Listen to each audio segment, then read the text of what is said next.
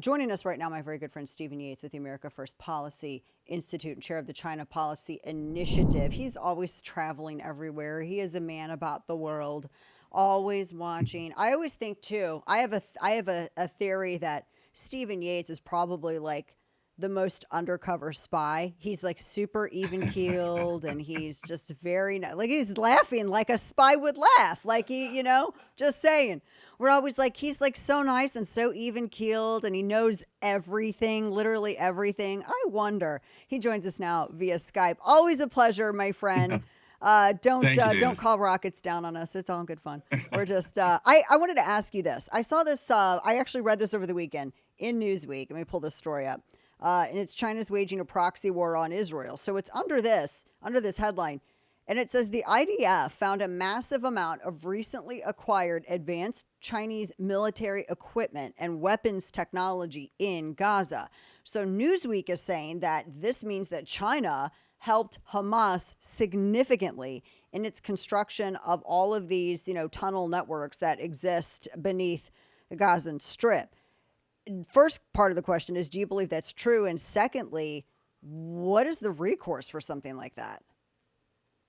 Well, first data point is there's been Chinese origin stuff showing up on battlefields for a very long time. We found it in Afghanistan, Iraq. There's oodles of stuff showing up in Ukraine. It would be no shock that by way of their pals in Iran and elsewhere, that their material would have made it to Gaza on the wrong side. I guess the other data point is, as much as I am sympathetic to Israel and a supporter of Israel's right to exist, and they're our ally, full stop, they have engaged in a lot of trade with China over the years that sometimes has also been a bit ticklish for our interests in the Pacific. And so I hope what this is a real wake-up call for Israel and our other Gulf allies that you can't engage in any kind of tech trade, investment, or development with the PRC unless you want this stuff showing up on a battlefield near you against you and your people at a date to be determined in the future.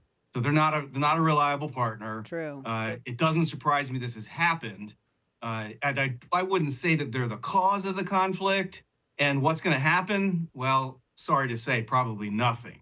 Yeah. But I wish it were otherwise. Yeah. And to your point too, they said there's a quote from some various Israeli companies saying that exactly what you were saying, they had trade and they did business with China, and they would get supplies in, shipments of materials and vital components. But they said that in January of 2024, COSCO, China's state-owned shipping giant, announced that they would cease operations in and within Israel.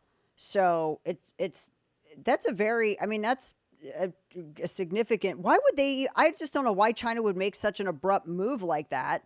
And I'm trying to figure out some of the machinations here. Well, they have for a long time just tried to play all sides and both sides. They're the ones that don't care about anybody's human rights. They're the ones True. that are willing to trade and invest with anybody, as long as they don't say that Taiwan is a country. There are a few caveats.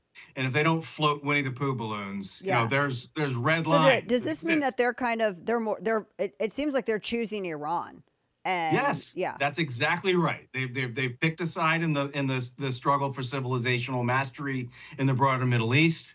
It's again, a lot of our Arab allies, whether it's Saudi and some of their other Gulf allies, have chosen basically to treat China as if it's an opportunity.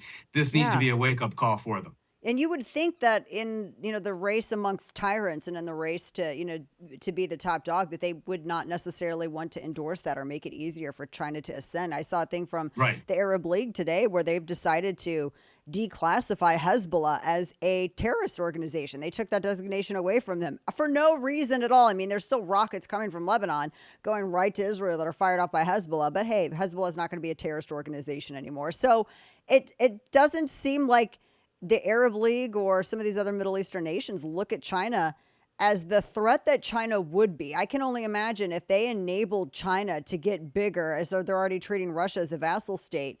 I mean, do they think that they would be able to escape unscathed? Well, I mean, I would have thought, although I've proven that rationality doesn't go everywhere in the world, that the oppression and near or actual genocide against Muslims within China would be enough of a no-go Right? for a lot of our allies in the broader Middle East.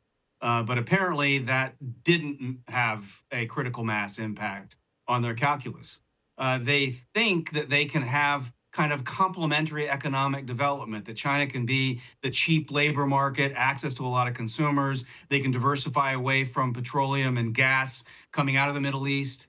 But I think that's a much riskier proposition than they understand. And they should be waking up to the fact that China will never stay on any one side strategically. No. It will do what it wants. It will game whoever can give them advantage for now, but ultimately they'll always put their interests first and probably not going to be on side with them. Yeah, and with one more thing with China, Taiwan's issued a travel advisory because China is now vowing to just execute independence supporters. So the Taiwanese government's telling people don't go to mainland China. I don't know that I've ever recalled them telling people actively don't go to China at all. It's not safe for you over there, because it sounds like, that if you're a supporter of independence, it seems kind of vague. It seems like they would just target you if you were Taiwanese, period.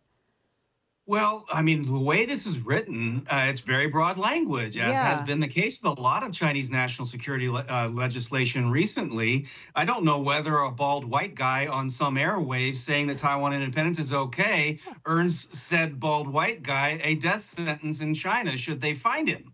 And Woo. which is why we have a fake background when we talk. That's But right. but this is, I don't know, I've never heard something so chilling have such a low-key response by the air quotes international community. This is threatening the death penalty Yeah. for people for their political ideas. And it really, I'm astonished that the well-heeled around the world haven't spilled their caviar more over this. I love how they go, well, democracy is not a crime, is how they try to say it. And they, because like they try to make it out, and Taiwan's president even said they're literally going after Taiwanese people because of the positions they hold. Don't try to tell us that you're not targeting people. I mean, they literally Right. said we're going after supporters if you support independence. And as you said, it's so vaguely worded, like support independence how? Verbally in your head? Just because you're from Taiwan? What does that even mean? And that no one is saying anything about it. China's like, we're just going to murk you if you think that Taiwan should exist. Yeah, and I'm not joking about where I they're know. going overseas, because I'm pretty sure they have harassed people in Australia, harassed people in the U.S., the U.K., and other places for having thought crimes. They've done it about Hong Kong. They've done it about Winnie the Pooh. They've done it about other things too. And really, I would hope after COVID, after fentanyl, after this kind of hoo-ha, they should really realize maybe we shouldn't engage in normal relations and trade with a government like this, Yeah. and start really investing in alternatives. But I mean, I would have believed that anyway, but this is really much more of an outrage. Maybe it hurts my feelings more than the average bear, but I think this is way more offensive than the news media or governments have given it credit for. It is something that I think everyone, it seems like it's on the far end of the spectrum of where we in the United States are heading. Because we had this, Supreme Court decision out today about immunity. And, then we had this debate. I wanted to get your thoughts on that too last week, in which, you in a rational, normal world, Stephen, we'd be talking about the petrodollar. We'd be talking about this right here, China threatening to just randomly murk Taiwanese, citizens. We'd be talking about all of those things, and instead everyone's focused on, well, Joe Biden maybe had a cold, or maybe he should drop out. It's real bad. No one knows. But no Democrat politician, with the exception maybe a big Gretsch, has the brass to actually tell him maybe he should step aside. I don't know who's steering the ship. Nobody actually knows. We know it's not the guy who was at the debate last week. And meanwhile, all of these other tyrants feel free to kind of, saber rattle a little more than usual. It's quite unnerving. What is your response to everything last week, and who is running the ship? Well, we know who's not running the show, and that's obviously the person who shuffled up to the microphone and sort of pointed at an audience that wasn't there. Yeah. And really, from the first 5 to 10 seconds, lost people who miraculously hadn't noticed any of this for the last 3.5 years, really longer. I mean, ever since the dog-faced pony soldier stuff, anyone had to know that, like my brother likes to say, cheese done slid off his cracker. Oh, And so this was not going to be normal under any circumstance, and it's really, really bad. I think we're in a period of huge vulnerability when anybody who's rational and bad in the world knows that we don't have normal command and control. We've had a military leadership that's been playing political games. We have a supply chain that is depleted, and we have decision makers in the White House who don't even tell the truth about when is the president actually awake and on the job. And is he actually functional? We had cabinet secretaries out saying how deep and incisive he was and all of this other stuff. I mean, the whole world has been lied to. It's not just we Americans, although we should have first grievance at it. yeah. To me, it's devastating.